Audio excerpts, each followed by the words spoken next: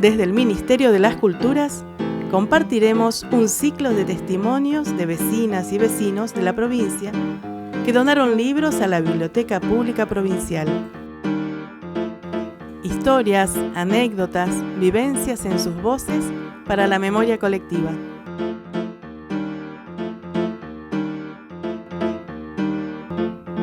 Voces en la biblioteca. Arribé a Neuquén a la edad de 3 años, estamos hablando de 1953, con mis padres, obviamente con la decisión de la familia, porque a los 3 años no se piensa mucho en el lugar, sino en los papás. Y desde entonces jamás me moví de la provincia.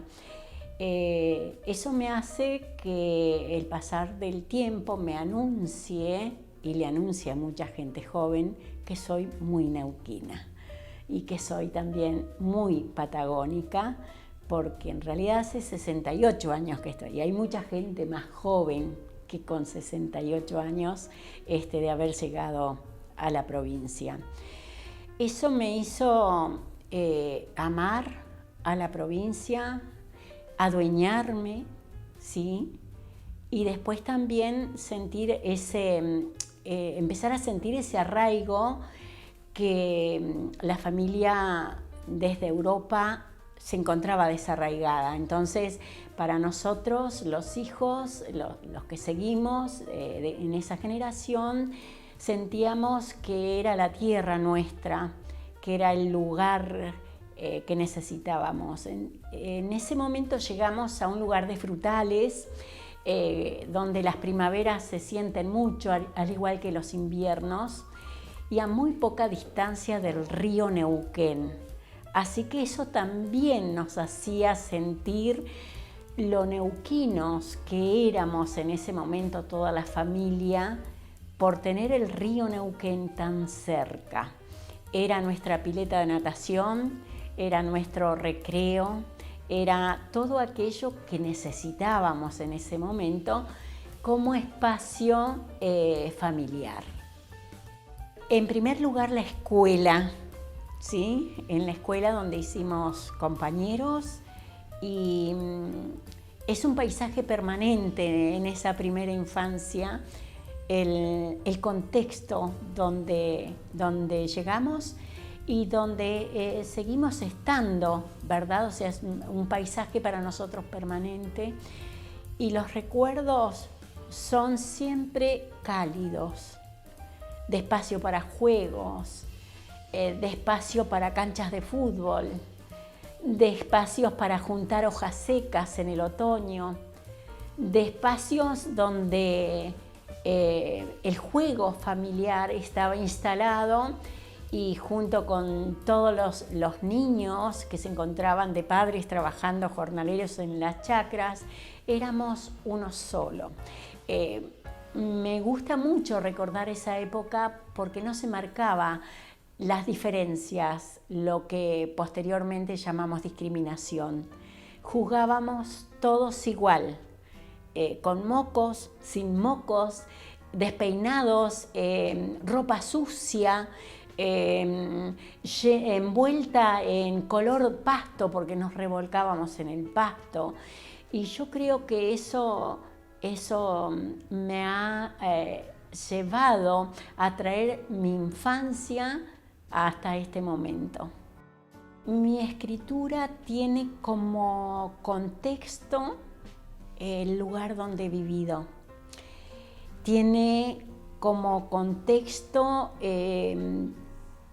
todo el acontecer social, el progreso en el paso del tiempo, el asfalto y todo aquello, el libro que era una cosa tan preciada en esos entonces en las escuelas, y que mis padres los pedían a Buenos Aires y nos llegaban por correo, y había que hacer 6 o 7 kilómetros con sulky, a caballito, para ir a buscar esos libros que estaban. Pasó un mes, pasó 2 meses, ya son 4 meses y ya tendrían que estar llegando. Insistir varias veces en ese correo, cruzando el puente Ingeniero Ballester en mi caso, para ir a buscar esos libros. Y esos libros, todo lo que ya antes mencioné de los juegos, del espacio, de esa libertad de acción, de intercambio con los demás chicos y compañeros de escuela, no alcanzaba porque cuando uno es inquieto, como yo lo fui, no me alcanzaba. Entonces llegaban esos libros que muchas veces eran para mi edad, otras veces eran para mi hermana más grande o eran para mis padres. Y ellos, siempre lo cuento porque yo te hablaba del contexto, el contexto frutal que yo tuve, las alamedas, todo eso en mi escritura, que la sigo sosteniendo. Habían cajones cosecheros que ya no se usan. En este momento son de recuerdo esos cajones. Y como éramos 7 hermanos, había poco espacio para tener una biblioteca, así que había libros en cuanto lugar vacío había. Y ese cajón cosechero cabía abajo de los catres, que en ese momento eran altos, no se decía camas, se decían catres, y yo me perdí ahí. Así que el libro creció conmigo. Creció con sus autores, creció en los paisajes variados que nos presentaba la lectura, porque ese es un paisaje con viajes inolvidables. La escritura en ese momento de otros. Eso fue lo que a mí me alentó a escribir y a escribir palabras sueltas que para mí eran grandes. Cuando yo llegué a trabajar a la provincia había 122, algo así de bibliotecas, y siempre fueron mis espacios favoritos. ¿Y por qué tanto? Porque también ya estuvo marcadito mi camino de la escritura, y en la escuela, la revista Villiquen en un tiempo sacó un concurso de cuentitos para las escuelas, de las cuales cada escuela ganadora se hacía de una bibliotequita de 100 ejemplares de escritores argentinos y de 10 libritos para los niños que habían ganado. Por supuesto ganó mi escuela. No recuerdo el cuentito porque gran parte de esa parte donde yo empiezo mi escritura, diríamos, a que otros la tienen en cuenta y es mandado a un concurso a los 9 años, me la llevó el río. Yo vivo en Vistalegre, soy vistalegrina por adopción, ¿sí? Y toda mi vida fue estar a 500 metros del río.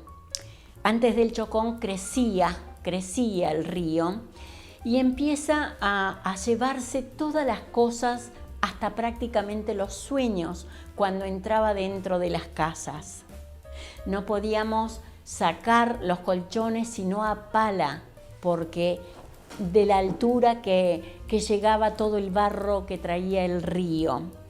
Entonces, una vez recordando con el director de la escuela, ¿sí? Yo tengo la bibliotequita de la escuela todavía, a pesar de los años, recordando con el director de la escuela esa belleza de libros y el repaso, ahí conocí a Alfonsina, Pedroni, a tantos escritores tan lindos, el Martín Fierro, y recordando me dice Eterlín, qué pena que todos tus cuadernitos se los llevó el río.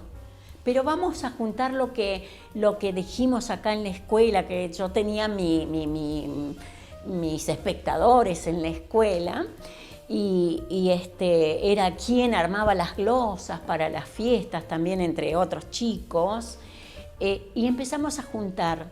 Así que así nace Poesía en Rodajas de Manzana, un libro que está editado hace más de 30 años, y que está en rodajas porque fue los pedacitos de cada uno de los temas. Hay 4 libros ahí, que por eso digo, los otros no los pude encontrar más. Y tuvimos que recurrir a la memoria y a lo que había en la escuela, ¿sí? Para poder después recopilar. Ese libro lo recopiló mi esposo, lo armó él y después de fallecido se publicó ese libro que es Poesía en rodajas de manzana. Y ese fue mi primer libro oficial, digamos, que se presentó en varias partes y que también tenía un título muy lugareño y por eso se ganó espacios en donde se hicieron varias representaciones, porque habla de todo el acontecer de mi contexto, desde donde nació mi poesía. Así que ese libro hasta el día de hoy me trae grandes satisfacciones. Y después vinieron los más. En mi haber hay unos 25 libros que siempre aclaro que no es porque escriba mejor, sino por la perseverancia del ejercicio de la escritura. Si después gusta, mejor todavía, pero en realidad no puedo hablar más en este momento que de ese que da inicio a que esta poeta, esta escritora pueda seguir rondando la poesía también como palabra, ¿sí? Porque la poesía no son los versos, las estrofas, sino la palabra. Y la palabra poesía nos lleva a vivir en poesía. Aquel poeta que no se descubre con el refugio de la poesía es porque todavía no ha llegado a su éxtasis, digamos, poético. Mis libros nacen con ese libro, con ese buscar lo que quedó después del río, de la inundación, y llegar a estos otros, como que estos otros no fueron difíciles de editar como fue Poesía en rodajas de manzana, como que estos ya tenían un camino allanado, trazos y figurillas por todos lados, ya el leer el mundo, ¿sí? Leer mi mundo en las hojas y en la brisa, en los vientos que muchas veces nos impidió ir de la mano de chiquitas a la escuela de tan fuerte que era, es eso, como hojas que salen para el viento, para el momento, porque el alma quiere seguir ese camino de la poesía. A mí me parece que es un lugar necesario tener esta biblioteca pública que está resguardando nada más y nada menos que el patrimonio literario, bibliográfico del Neuquén. Está comunicando de dónde venimos ante muchos autores anónimos hasta este momento, hasta que están haciendo brillar aquí en esta biblioteca. Creo que saber de dónde venimos es un gran indicador para saber para dónde vamos. Por eso es tan importante que esta biblioteca tenga ese material, no como un junta-cosas, sino como tener reliquias, como tener aquellos que se necesita tener, que se necesita promocionar y divulgar, porque es importante no olvidar a nuestros predecesores. Creo que ahí comienza, cuando hablamos de patrimonio, el relato a seguir. Yo creo que la conservación del patrimonio material, porque lo estamos viendo, empezó con el trabajo de una invisibilización que había, ¿sí? Y me parece que se va cubriendo, y lo veo a pasos agigantados, porque veo a personas que no estaban en ningún lugar y que lo merecían, que son necesarios para mí, para los que están, para los que vendrán.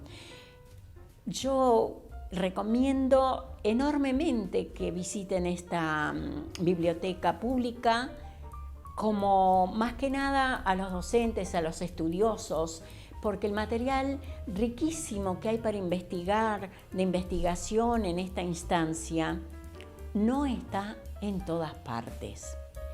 Me hace recordar a muchas provincias que visité hace no mucho tiempo, antes de que venga la pandemia. Salta, cómo tiene a todos sus expositores, escritores, empezando hablando de la literatura, expuestos y todo el mundo camina y va leyendo los poemas de esos autores que han sido cantados, que han sido musicalizados. Y siempre pensaba, soñaba con un espacio así. Hoy se ha concretado ese sueño de que esté reunido en esta biblioteca pública, donde seguramente muchos investigadores van a estar abocados. Lo que más me gusta es porque encontré casi toda la obra de Irma Acuña. Irma Acuña, que es el comienzo visible de la literatura neuquina. Estoy hablando desde las mujeres, ¿sí? Fue una de las mujeres la pionera, que empieza con su poesía en el exterior, con sus publicaciones en el exterior, con su talento, con su motivado siempre deseo de investigar y de hacer lo que hizo y que nos dejara.